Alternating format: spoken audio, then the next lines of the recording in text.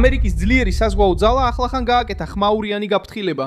შეერთებული შტატების ზეწოლა ირანზე გადავიდა გადამწყვეტ ფაზაში ამ პარასკევს 2026 წლის 24 აპრილს.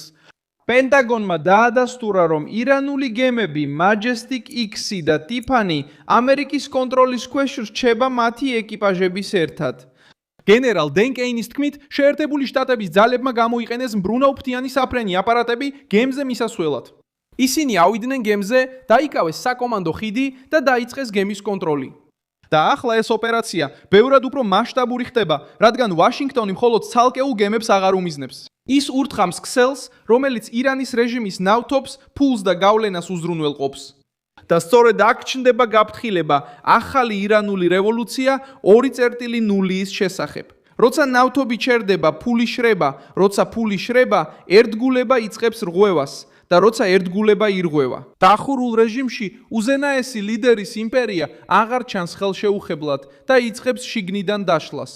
ამ ყველაფერს მალე გიამბობ, მაგრამ ეხლა გინდა რომ არხზე გამოიწერო, რათა ინფორმირებული დარჩე. რეალურ დროში ინფორმაცია, უმაღლესი ჟურნალისტური ხარისხით, სანდოობის სტანდარტით. მილსონ ალვესი რაც მოხდა, შემდეგია. ბლოკირება დაიწყო 13 აპრილს, მაგრამ ახლა ის იზრდება. თავდაცვის მდივანმა პიტ ჰექსეტმა განაცხადა, რომ ბლოკირება გლობალურ სახეს იღებს. როიტერსმა აჩვენა, რომ ჰექსეტის თქმით, ჰორმუზის სრუტიდან სოფლიოს ნებისმიერ წერტილში ვერავინ გადაადგილდება აშშ-ის საზღვაო ძალების ნებართვის გარეშე. დანკანმაც განაცხადა, რომ ოპერაციის დაწყებიდან უკვე 34 ხომალდს მოუწია დაბრუნება.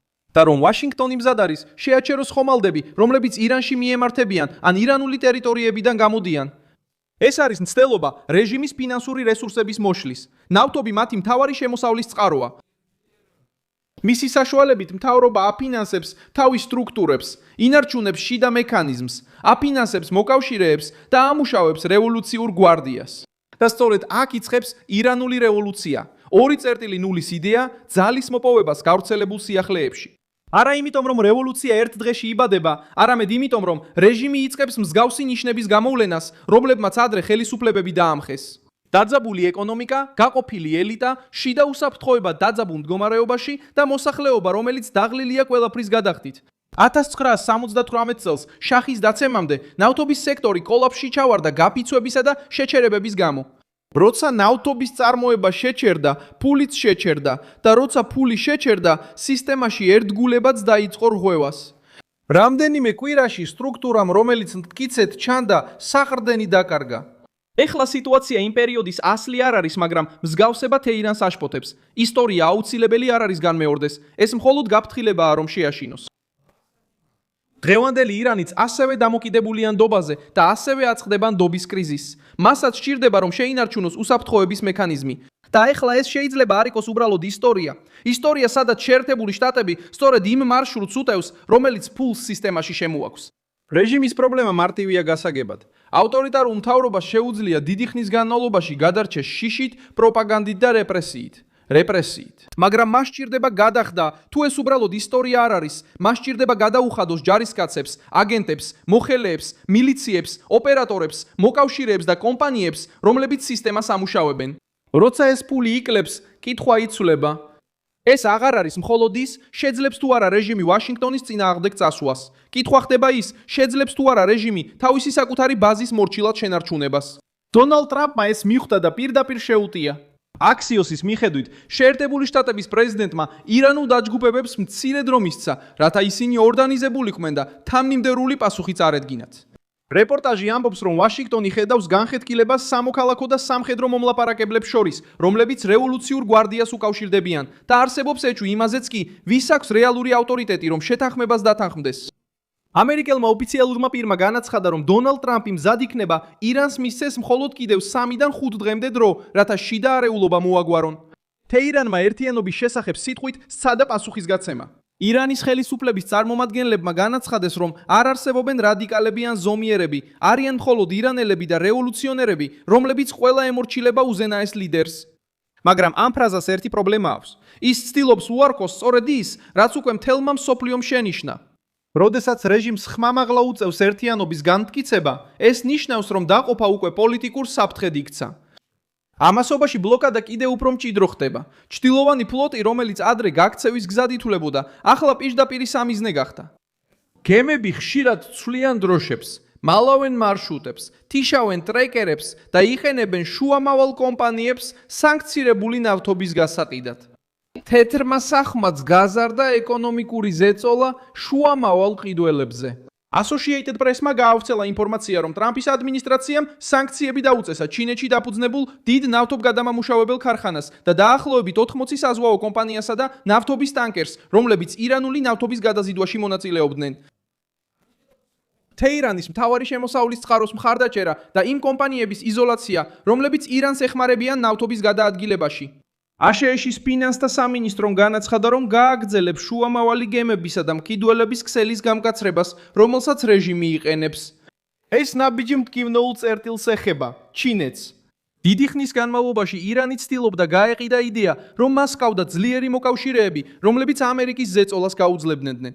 მაგრამ პეკინსაც თავისი ეკონომიკის დაცვა სჭირდება.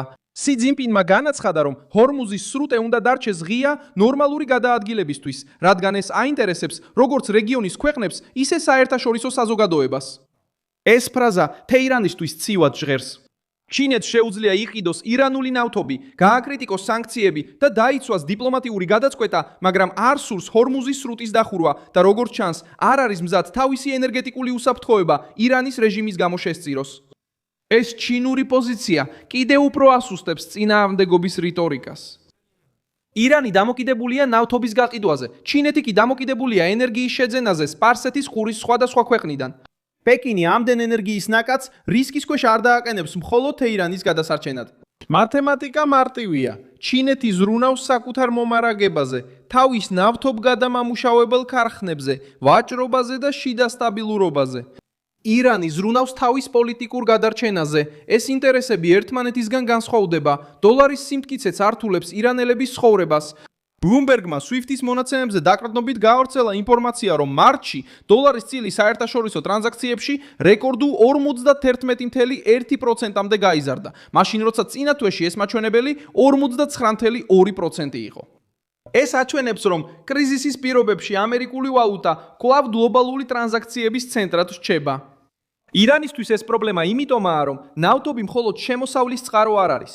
ის საჭიროა ძლიერი ვალუტის მისაღებად, იმპორტის გადასახდელად და ძირითადი ფუნქციების შესანარჩუნებლად.